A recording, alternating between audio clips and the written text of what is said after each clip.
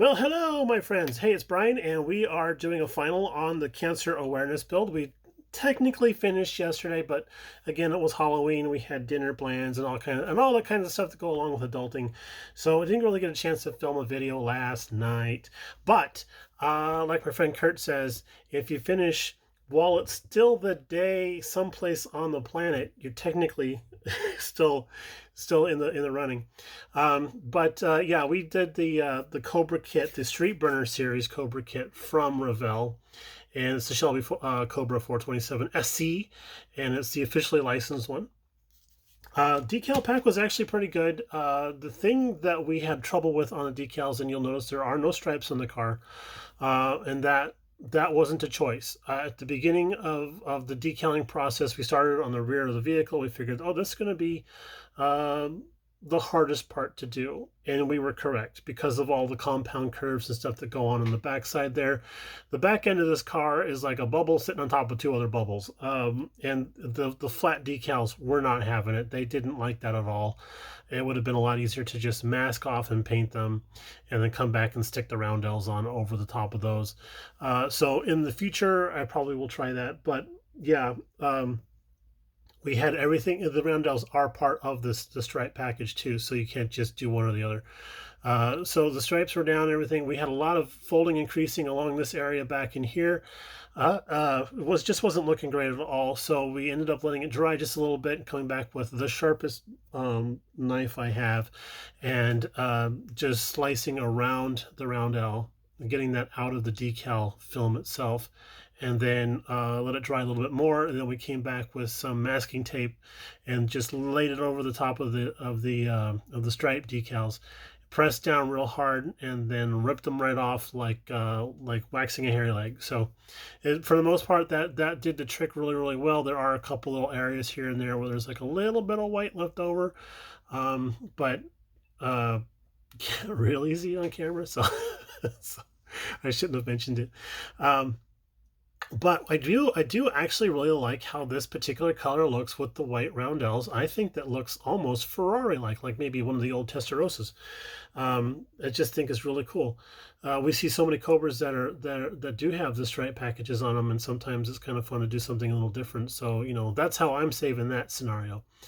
And yes, this one is a little crooked, and that one kind of got away from me because I had put that on the side and slathered all the microsol on there, and it freaking drifted. I couldn't believe it did that.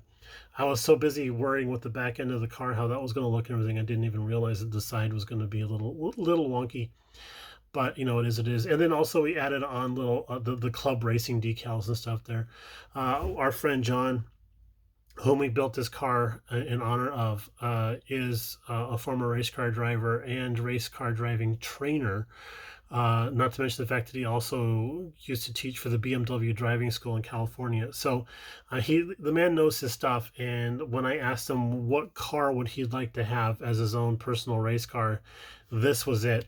The only thing that he couldn't have choice on was the actual color, and we wanted to choose something that represented the ribbon as closely as possible for prostate cancer, and there's going to be this here. This is TS41 blurry. TS41 coral blue, beautiful color. I did a 57 Chevy in this a few years ago. Beautiful color for like 1950s colors and stuff. And then I was a little curious about how it's going to be on this Cobra. I think it's a home run, in my own humble opinion. But a few things that we like to do on this one here, we did like an anodized style lift hook that's in the front and rear.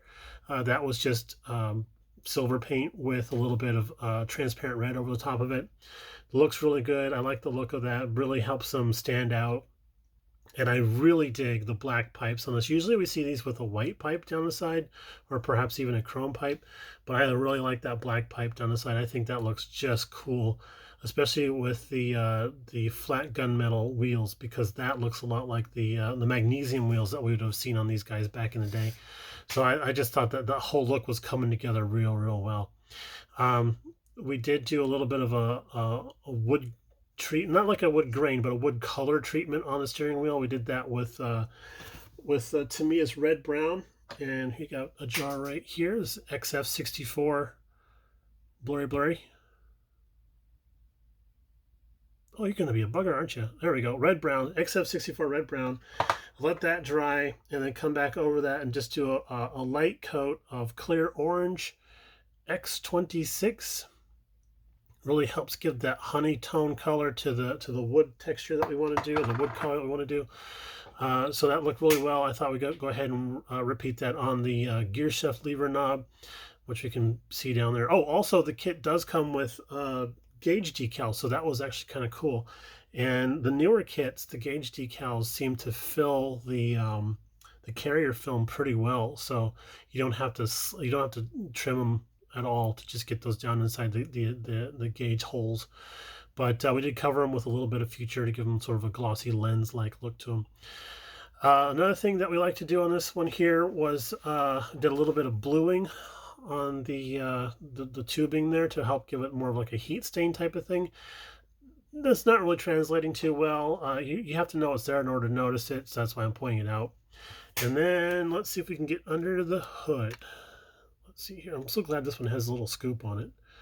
All right, so get closer, my dear. So here we have the turkey roaster pan with the quad carbon there. That looks pretty cool. I tried to do a little bit of A&N fitting colors down there, some transparent red, some transparent blue. It's not translating very well on camera. I think it's just a little too small for it to pick up.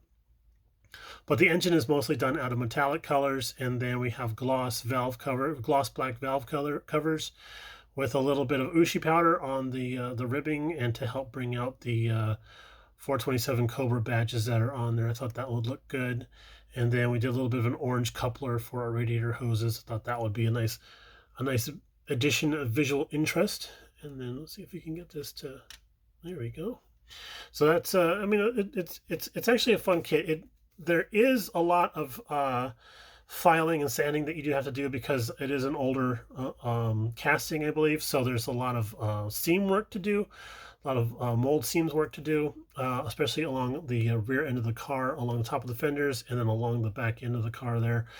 So you have to watch out for that. And then the hardest thing to probably clean up is the seam that happens between the headlight and the mouth right in there. That's really hard to try and address. Oh, and that really awesome looking radiator, that's buried down inside there. You can still see it. I did some A&N couplings down in there also, so that looks pretty cool. And the underside of the car, that's rather pretty.